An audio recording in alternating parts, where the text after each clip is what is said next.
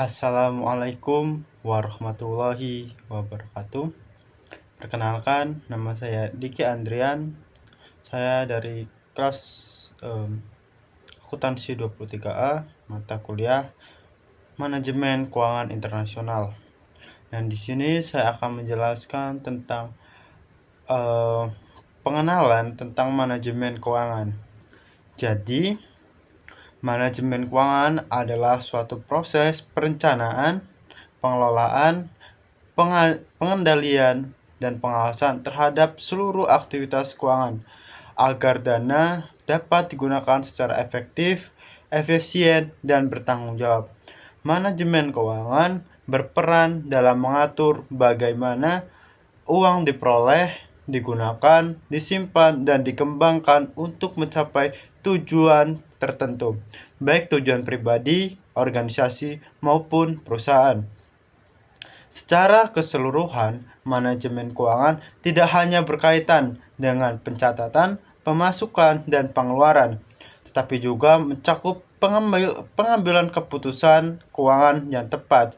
Keputusan tersebut meliputi bagaimana pengalokasian dana, menentukan prioritas penggunaan uang, serta mengelola risiko agar tidak menimbulkan kerugian di masa yang akan datang.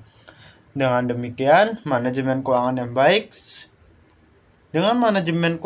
yang baik, seseorang atau sebuah organisasi dapat menjaga kestabilan keuangannya. Manajemen keuangan juga dapat diartikan sebagai upaya untuk pengoptimalan sumber daya keuangan yang terbatas agar mampu memberikan manfaatnya maksimal.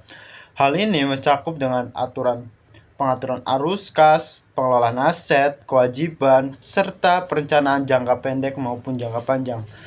Melalui manajemen keuangan, penggunaan dana tidak dilakukan secara sembarangan, tetapi berdasarkan pertimbangan yang matang dan terukur.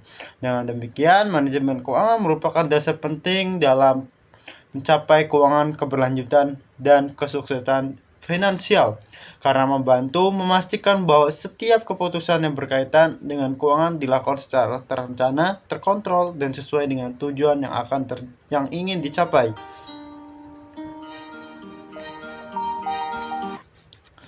Nah, ini selanjutnya kita masuk apa sih itu manajemen keuangan? Manajemen keuangan itu adalah seni ilmu, yaitu mengelola dana untuk individu, bisnis, maupun organisasi seperti yang saya jelaskan barusan. Nah, yaitu manajemen keuangan juga meliputi siklus yang saya sudah jelaskan tadi, yaitu perencanaan, pengorganisasian, pelaksanaan, pengendalian keuangan. Tujuannya sendiri yaitu untuk memastikan bahwa sumber daya keuangan cukup untuk mencapai tujuan yang telah ditetapkan. Nah, manajemen keuangan juga memiliki fungsi utama. Fungsi utama dari manajemen keuangan di sini kita kelompokkan menjadi 4. Yang pertama yaitu ada perencanaan keuangan. Nah, perencanaan keuangan adalah menetapkan tujuan keuangan yang jelas dan merumuskan strategi untuk pencapaiannya. Kedua yaitu penganggaran efektif, yaitu mengalokasikan dana secara bijaksana dan efisien ke pos-pos yang tepat. Ketiga yaitu ada pengendalian dan monitoring, yaitu memantau arus kas secara berkala dan melakukan evaluasi kinerja keuangan. Kelima yaitu ada pelaporan transparan, yaitu menyajikan data keuangan yang akurat sebagai dasar pengambilan keputusan strategis. Nah, dalam sebuah manajemen keuangan juga, prinsip manajemen keuangan dia memiliki prinsip-prinsip. Di sini kita berkelompokkan menjadi 5 prinsip utama dalam manajemen keuangan. Yang pertama yaitu ada likuiditas optimal, yaitu memastikan bahwa ketersediaan aset yang mudah dicairkan untuk kebutuhan mendesak tanpa mengganggu operasional. Kedua yaitu profitabilitas maksimal. Setiap keputusan keuangan harus berorientasi pada peningkatan keuntungan perusahaan dalam jangka panjang. Ketiga yaitu efisiensi sumber daya. yaitu untuk mencapai output sebesar-besarnya dengan penggunaan biaya dan sumber daya serendah mungkin. Ketiga atau keempat yaitu pengendalian risiko, yaitu proaktif dalam mengidentifikasi, mengukur, dan mengelola potensi risiko keuangan secara efektif. Kelima dan yang terakhir itu ada transparansi dan akuntabilitas, yaitu menyajikan laporan keuangan yang jujur, relevan, dan dapat dipertanggungjawabkan kepada semua pihak. Nah, selanjutnya kenapa sih manajemen keuangan ini penting? Manajemen keuangan ini menjadi penting karena menguat, yaitu yang pertama, menjamin kelangsungan hidup dan pertumbuhan bisnis dalam waktu jangka panjang. Kedua, yaitu membantu mengelola risiko keuangan yang kompleks seperti risiko pasar, kredit, dan operasional.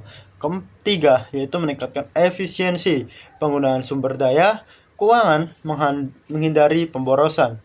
Keempat, yaitu memfasilitasi pengambilan keputusan yang tepat, strategis, untuk mencapai tujuan bisnis. Nah, di sini saya akan penerapan dalam manajemen keuangan dalam kehidupan pribadi. Yang pertama, yaitu kita bisa membuat anggaran bulanan untuk merencanakan pengeluaran dan alokasi dana untuk tabungan serta investasi secara rutin. Kedua, yaitu kita bisa kelola utang dengan bijak. Kita prioritaskan pelunasan utang berbunga tinggi dan hindari utang konsumtif yang membebani. Ketiga, yaitu ada rencana investasi. Kita harus memulai investasi untuk mencapai tujuan di masa depan, seperti dana pensiun untuk pendidikan anak. Nah, tadi kita membahas tentang dalam kegiatan sehari-hari. Selanjutnya kita masuk ke dalam studi kasus.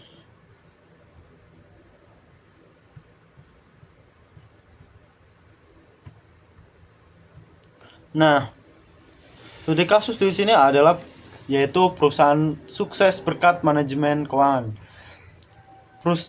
Peningkatan profitabilitas. Nah, perusahaan kita sebut saja perusahaan X berhasil meningkatkan profitabilitas hingga 20% dalam setahun setelah menerapkan sistem penganggaran yang ketat dan efisien dengan mengurangi biaya operasional yang tidak perlu.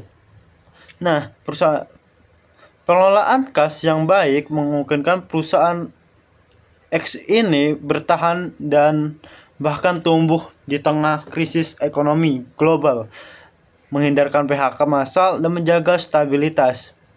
Nah, berkat manajemen keuangan juga investasi strategis pada riset dan pengembangan oleh perusahaan X membuka peluang ekspansi ke pasar internasional baru, menggandakan mangsa pasar mereka dalam 3 tahun.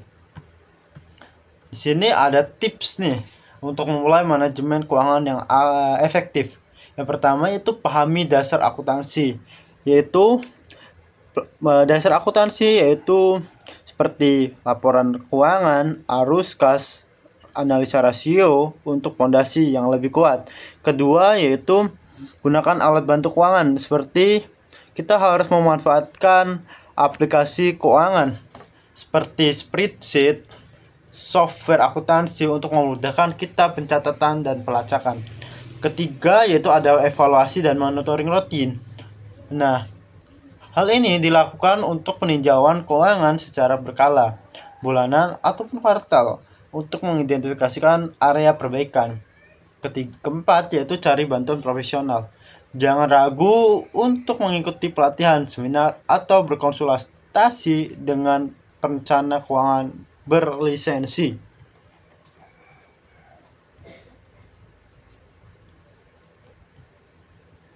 Nah, kesimpulannya yaitu Manajemen keuangan adalah fondasi utama bagi keberhasilan, baik itu individu maupun untuk sebuah entitas bisnis.